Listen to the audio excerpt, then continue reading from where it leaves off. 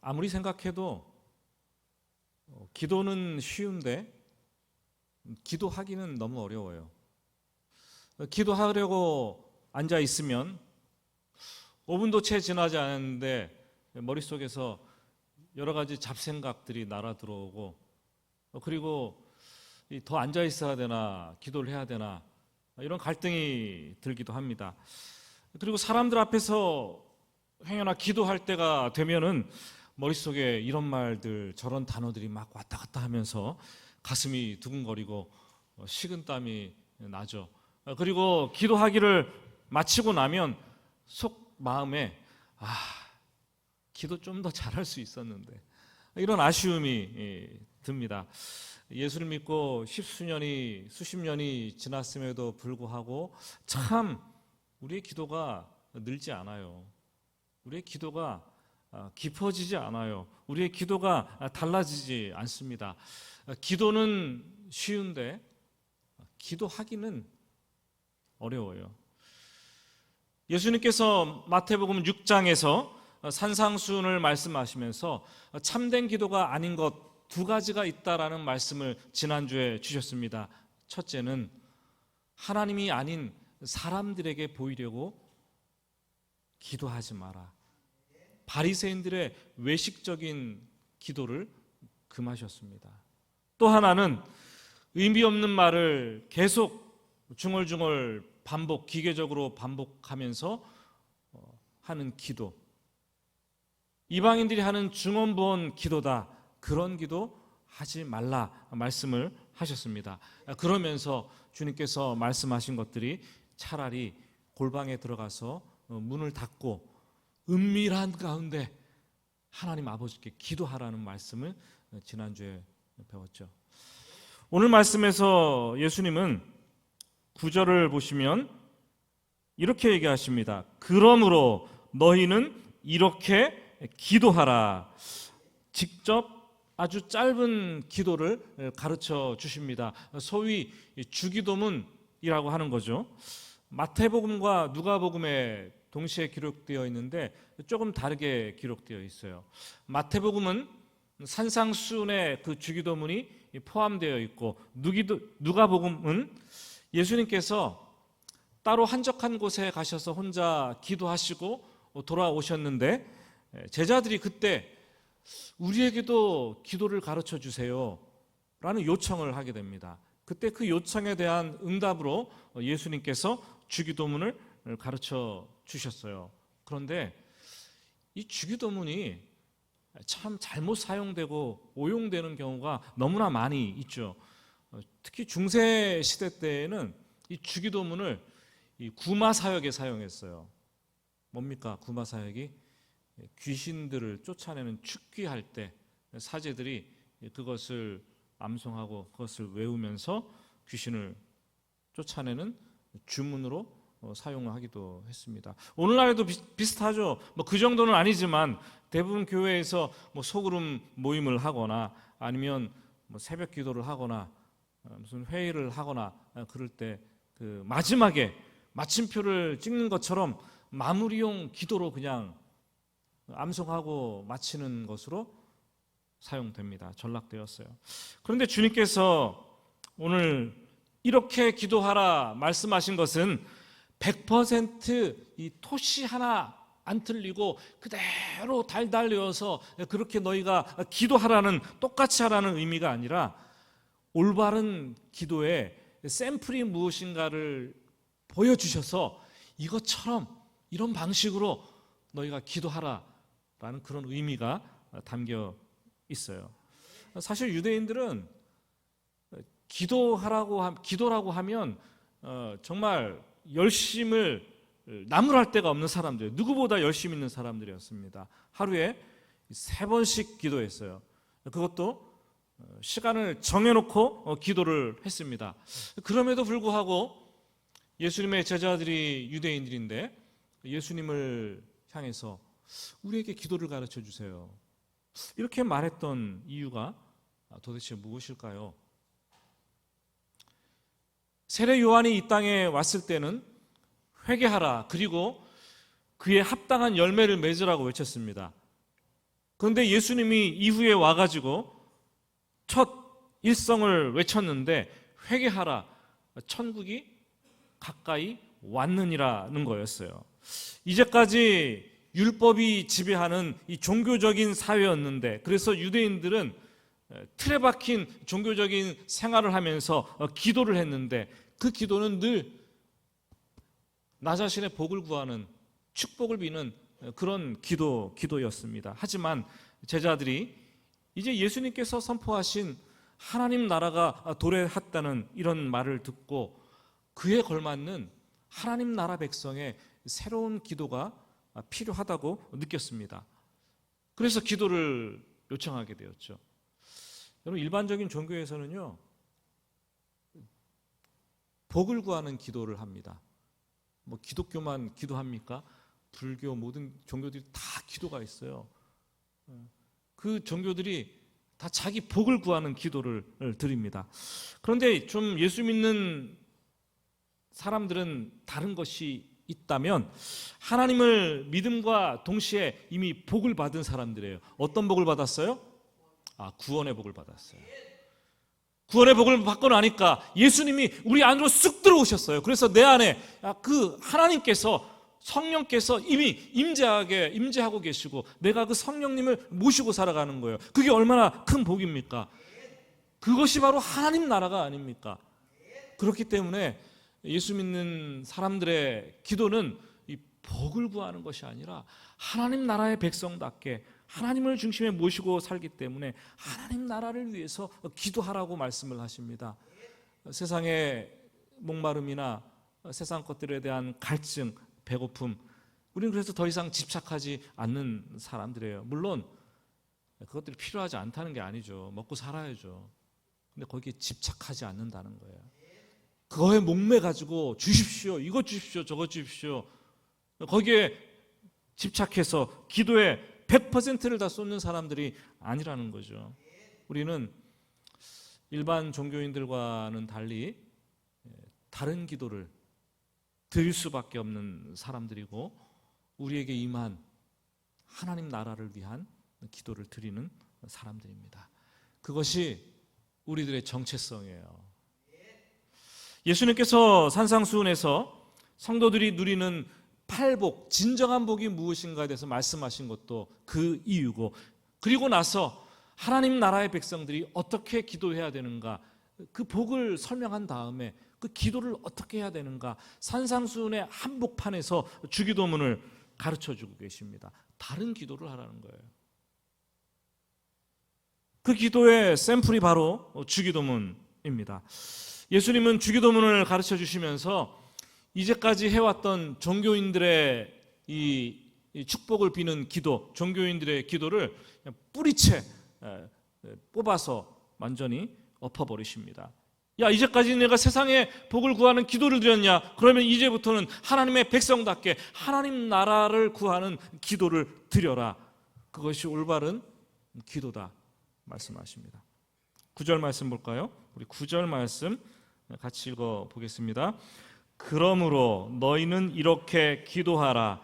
하늘에 계신 우리 아버지여, 이름이 거룩히 여김을 받으시오며.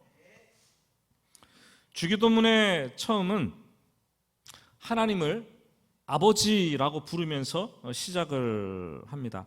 기도할 때 아버지 그러잖아요. 우리 당연한 것 같지만 그 당시에는요, 하나님을 아버지라고 부르는 것은 충격적인 일이에요. 충격적인 일이죠. 유대교 문헌과 역사를 아무리 다 뒤져봐도 하나님을 개인적으로 아버지라고 부른 사람은 아무도 없어요. 아무도 없어요.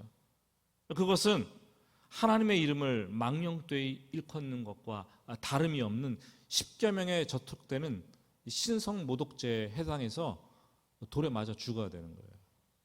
그때 아버지라고 불렀습니다. 서기관들도 성경 필사를 하면서 여호와 하나님의 이름, 그 여호와, 야훼라는 이름이 나올 때마다 두려움에 휩싸이는 거예요. 읽으면서 필사를 하는데 이거 잘못 읽었다가 어떻게 되는 것 아닌가.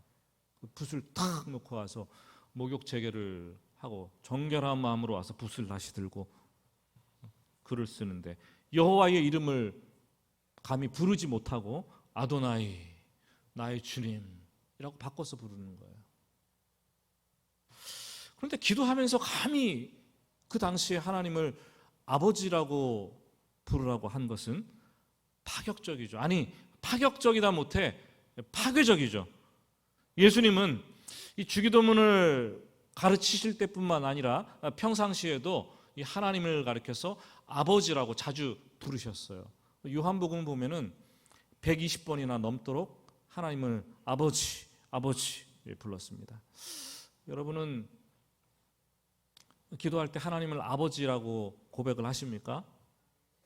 하나님을 아버지라고 부르면 어떤 느낌이 드십니까? 제가 신대원 1학년에 들어가서 1년 선배였어요. 1년 선배 전도사님 한 분이 계셨는데 그 아버지가 알코올 중독자였어요. 그 아들에게 한 번도 사랑한다라는 말을 해주지 않았어요. 그리고 술만 먹고 들어오면 어머니를 폭행하고 아들을 세워놓고 괴롭혔습니다. 폭력적인 아버지였어요. 이 죽고 싶은 상황에 돌파구를 찾았는데 그게 집 밖으로 배회하다가 친구 따라서 교회를 찾아간 거였어요. 그렇게 교회에 발을 들여놓고 예수 그리스도를 영접하고 신앙생활을 하며 크리스찬이 되었어요. 그런데 신앙생활을 시작하면서부터 엄청난 심각한 문제에 직면할 수밖에 없었습니다. 누구나 크리스찬이 되면 기도를 하잖아요. 그런데 아버지라고 기도하는데 이 전도사님은 아버지를 부를 수가 없었어요. 아버지라고 기도를 하려고 하니까 육신의 아버지가 내 머릿속에 있는, 내 마음속에 담겨있는 육신의 아버지의 형상이 계속 점철되어 떠올라서 기도를 하나님을 아버지라고 부를 수가 없었어요.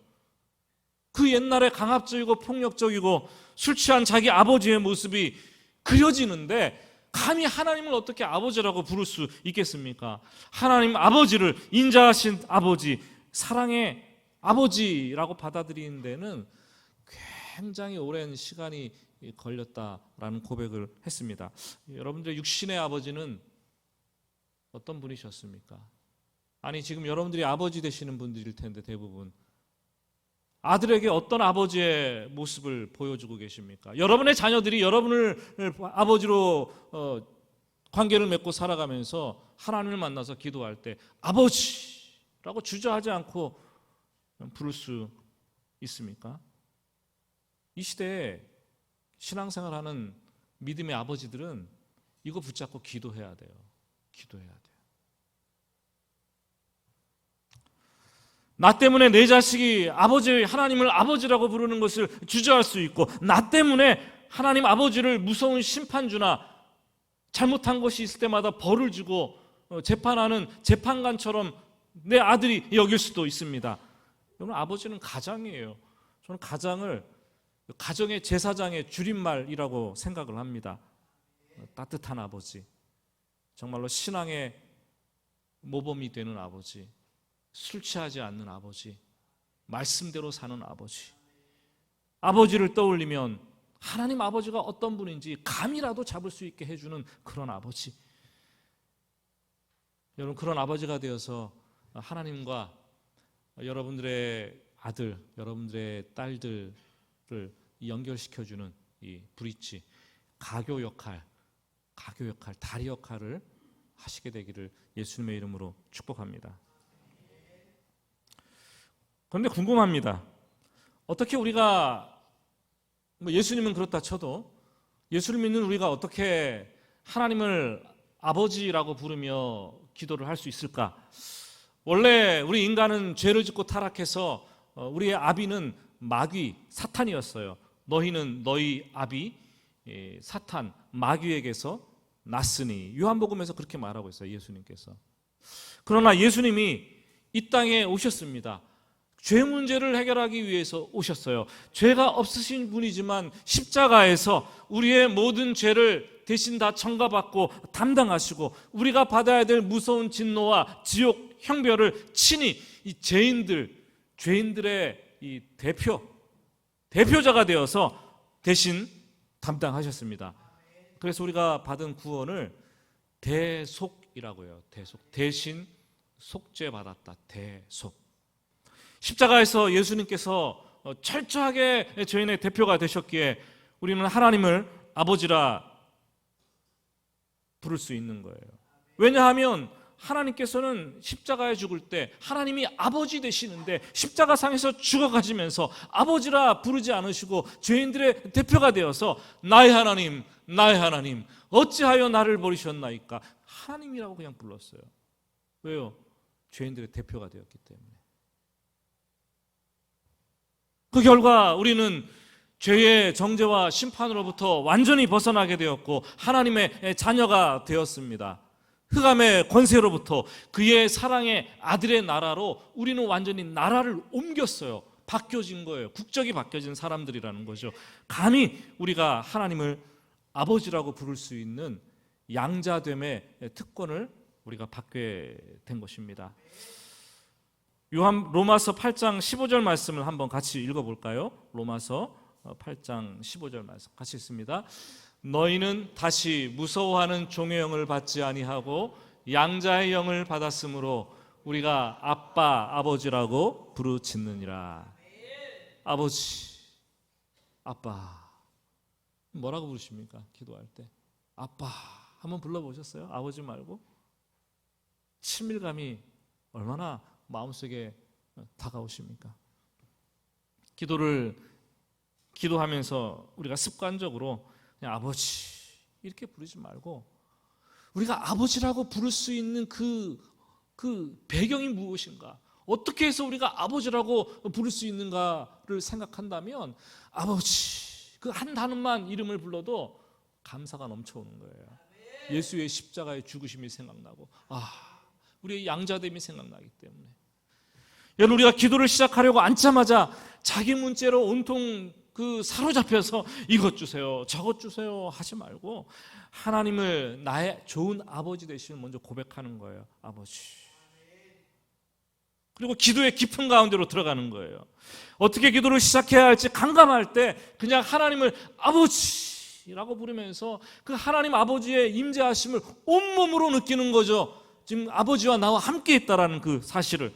그리고 인격적인 관계로 들어가서 친밀한 하나님과 교제를 나누어 보시기를 바랍니다.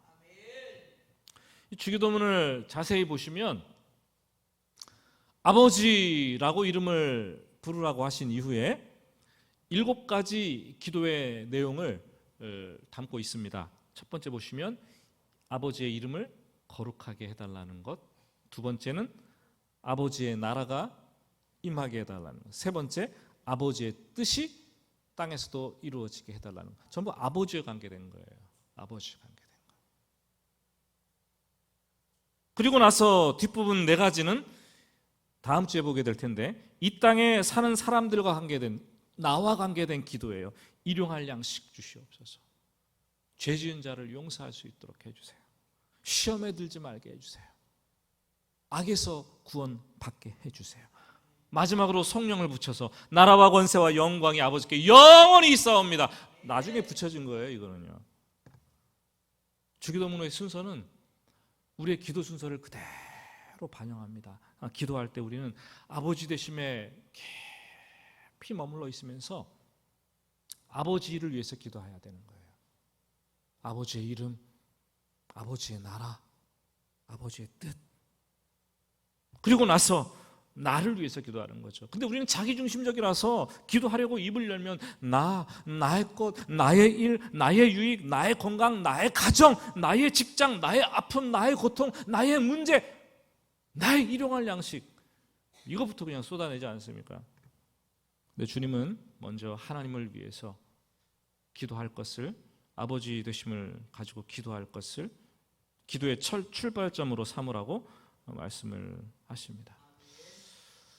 아버지의 이름이 거룩히 여김을 받으시오며, 십계명에서 여호와의 이름을 망령되 일컫지 말라는 것과 똑같은 거죠.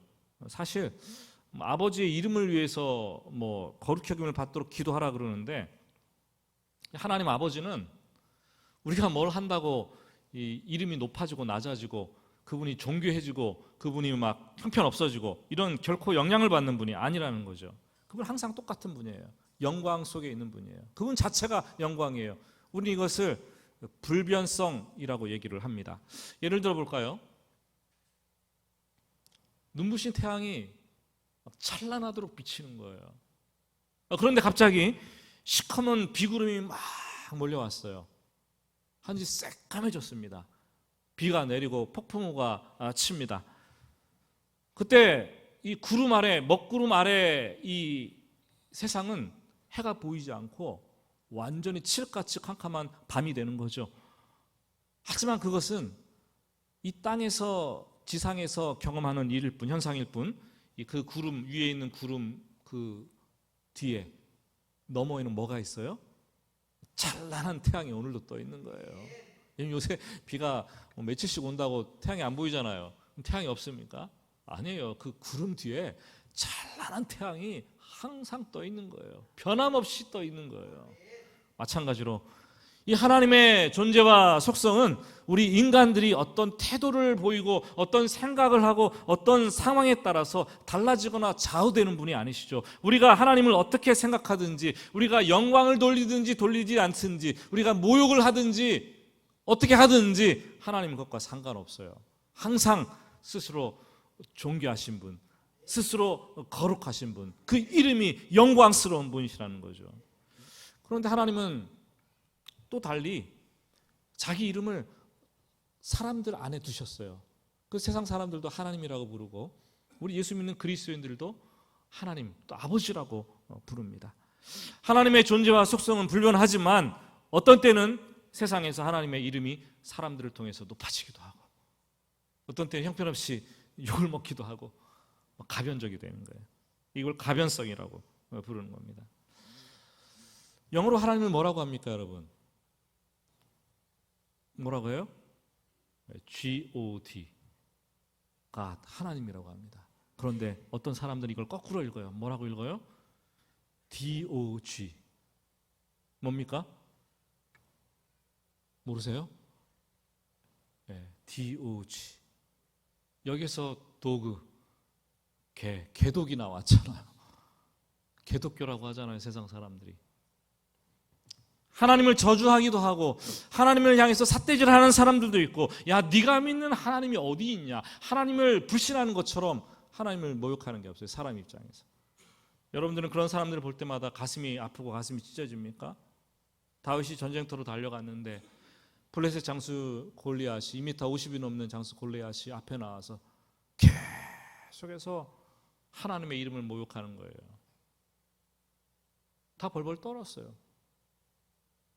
근데 다윗이 10대 중반의 어린 다윗이 분노해서 견디질 못하는 거예요.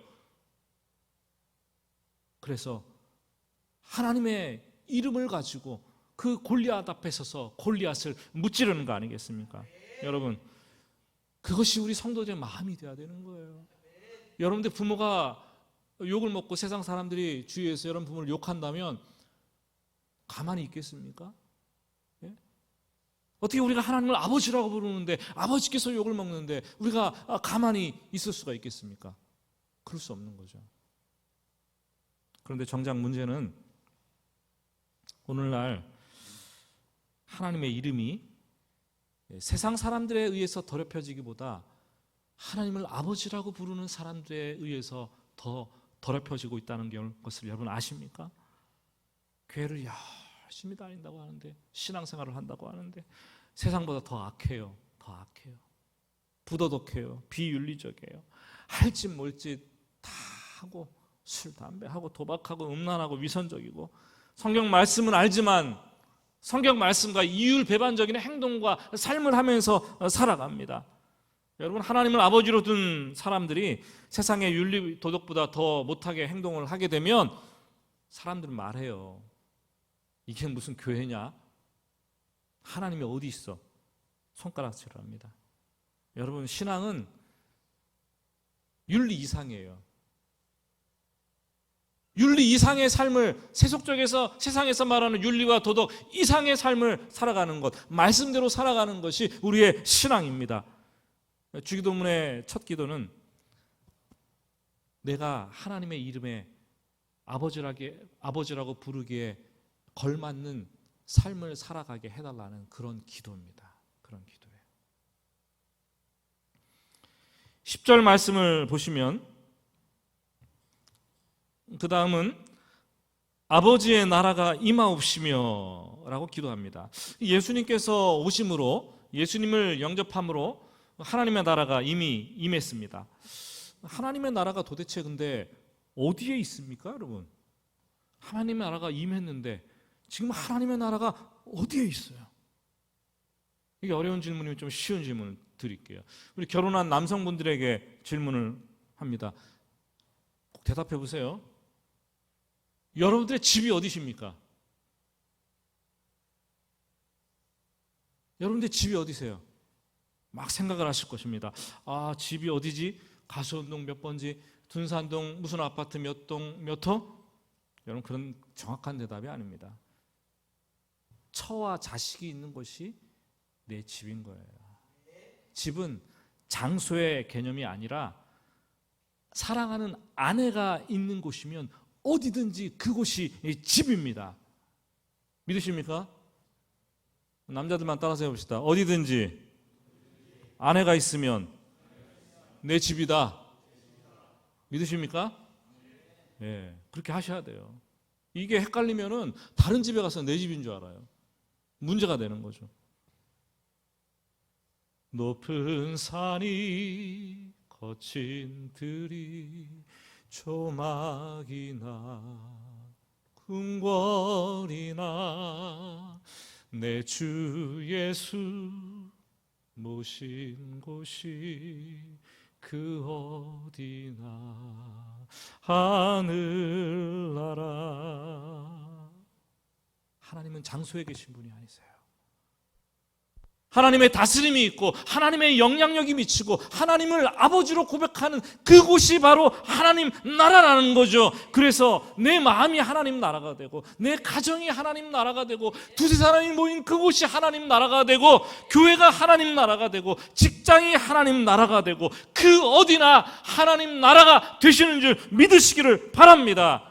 고집스럽게 자기중심성을 버리고 하나님의 주인 되심을 인정하고 그 자리를 내어드리면 어느 곳이나 하나님께서 주인 되시고 하나님의 나라가 되시는 줄 믿으시기를 바랍니다. 성도님들은 신앙심이 깊어지면서 한 가지 마음속에 드는 생각들이 있어요. 그게 뭔지 아십니까? 그것은 불신자들과 확연하게 구별되는 표지이기도 합니다. 하나님의 뜻을 알고 싶어 해요.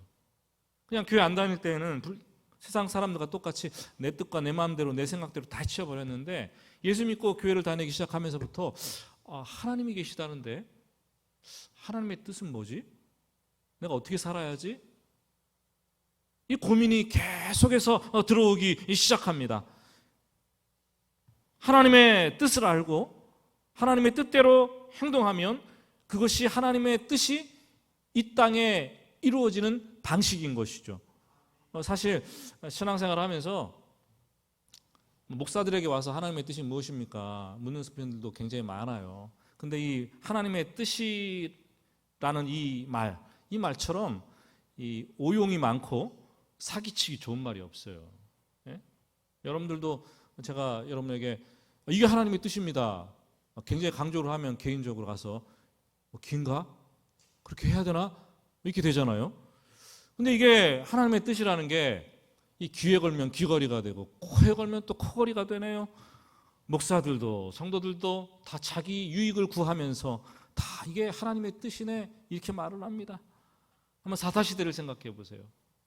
사사시대의 특징은 자기 소견에 옳은 대로 행하며 살았다는 거였어요. 그게 큰 문제였습니다.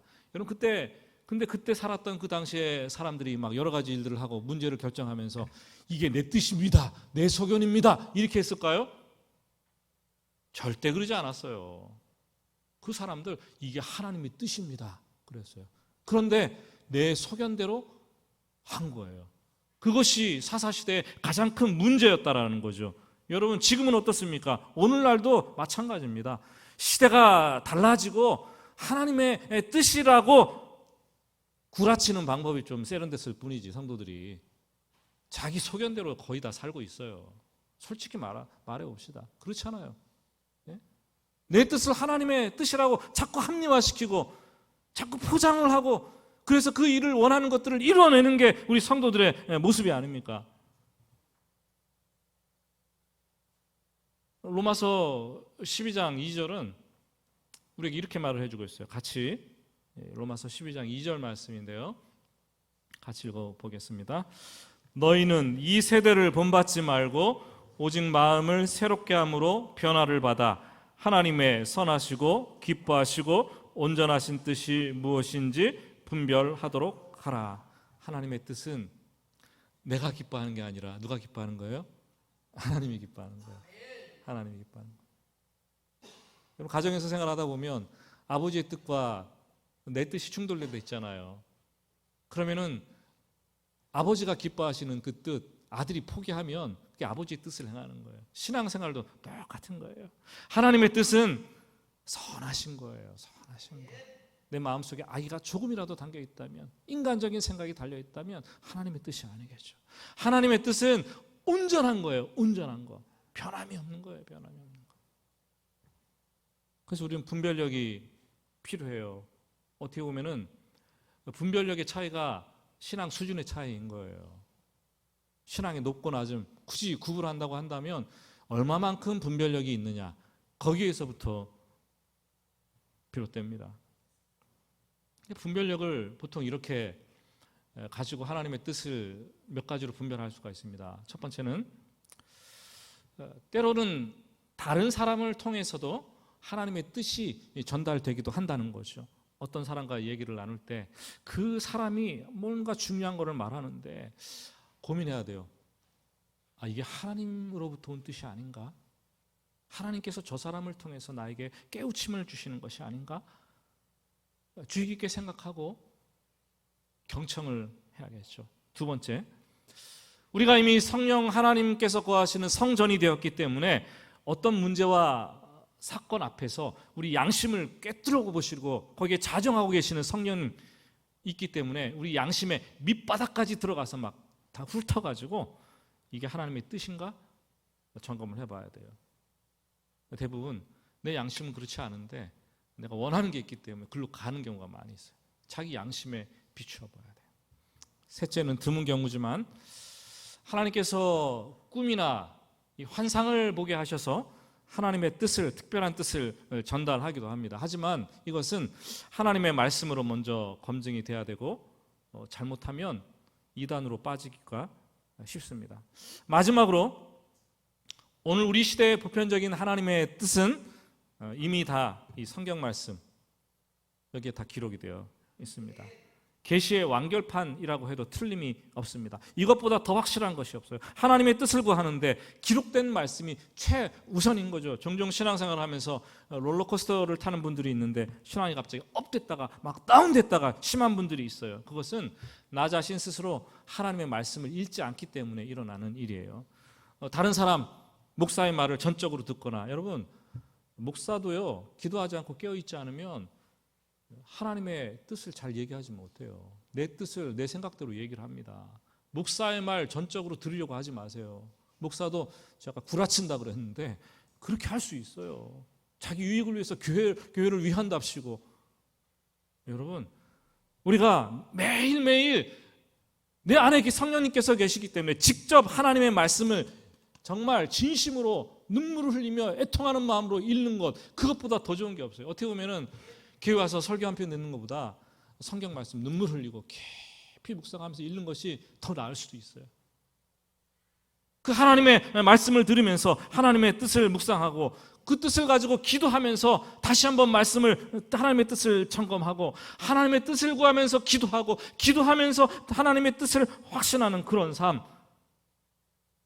여러분 꿈을 꿨어요. 너무나 확실해요. 근데 뭘로 검증을 해야 돼요?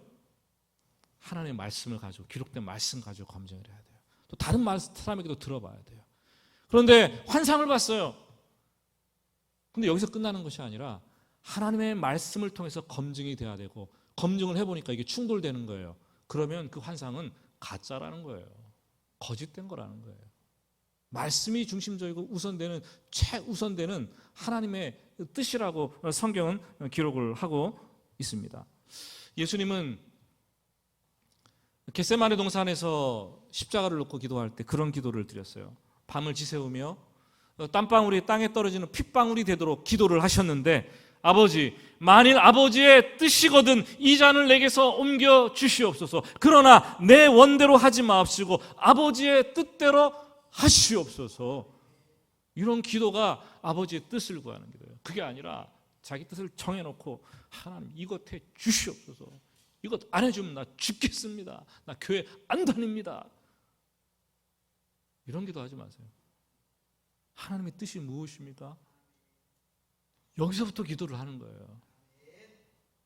하나님의 뜻이 이거라고 확신이 들 때에는 하나님, 제가 너무나 힘들고 이거 아닌 것 같은데 제가 그래도 믿음으로 하겠습니다. 그게 하나님의 뜻이 나를 통해서 이 땅에 이루어지는 기도죠. 그때 천사들이 하늘에서 내려와서 예수님의 기도에 힘을 더했던 것처럼 우리들의 기도를 힘을 실어 주십니다. 말씀을 정리합니다. 주기도문은 예수님이 가르쳐 준 기도입니다. 달달 외워서 토시 하나 틀리고 하라는 기도가 아니라 스탠다드, 모범으로 주신 기도입니다. 아버지께 드리는 친밀한 기도입니다. 하나님 나라의 임재와 하나님 나라의 뜻을, 아버지의 뜻을 구하는 영적인 기도입니다. 여러분, 요즘 기도가 많이 흐트러지셨습니까? 신앙의 연수가 오래되었는데 기도의 깊음 가운데로 들어가지 못하고 계십니까? 어디서부터 기도해야 될지 모르고 계십니까? 그렇다면 주기도문으로 돌아가십시오. 주기도문으로 돌아가서 아버지 라고 부르며 기도의 차원을 전혀 다른 세계로 한번 이끌어가게 되기를 예수님의 이름으로 축복합니다. 우리 같이 기도하겠습니다.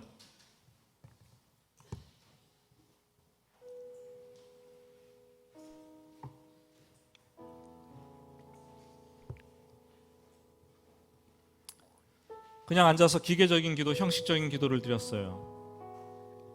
보여주려는 기도를 드렸어요. 저는 그런 기도가 아니라 아버지라고 부르는, 아빠라고 부르는 친밀한 인격적인 관계 속으로 들어가 드리는 그런 기도를 할 수 있도록 주님 도와주시옵소서. 이기적인 기도를 드렸어요. 이것 주세요, 저것 주세요. 기도의 응답을 받으면 최고인 줄 알았어요. 그게 복인 줄 알았어요. 그런데 주님께서 직접 가르쳐 주신 기도를 보니까 하나님 나라를 구하라고, 하나님의 뜻을 구하라고 말씀을 하십니다. 주님, 내 기도가 좀 더 깊어지길 원합니다. 내 기도가 사랑스러워지길 원합니다. 삶이 기도가 되게 하시고 기도가 삶이 되게 하여 주시옵소서. 우리 오늘 여러분들의 기도를 생각하면서 잠시 하나님께 회개할 것들 회개하고 다시 고백할 것들 고백하고 조용히 묵상으로 잠시 하나님께 기도하겠습니다. 주님, 하나님의 꿈이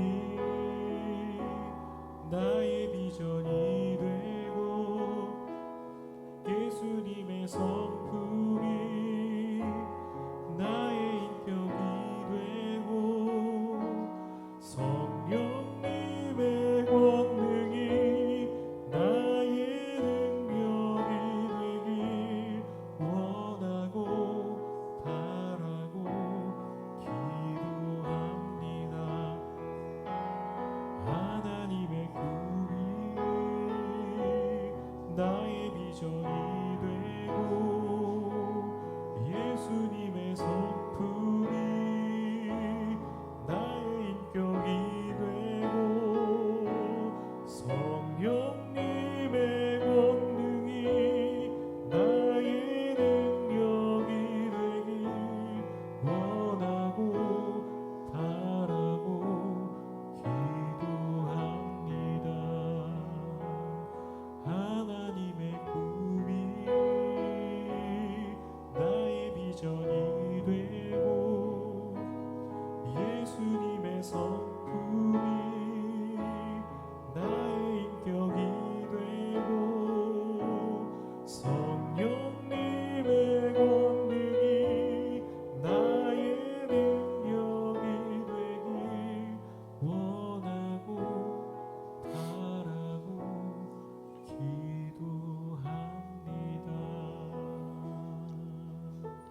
아버지,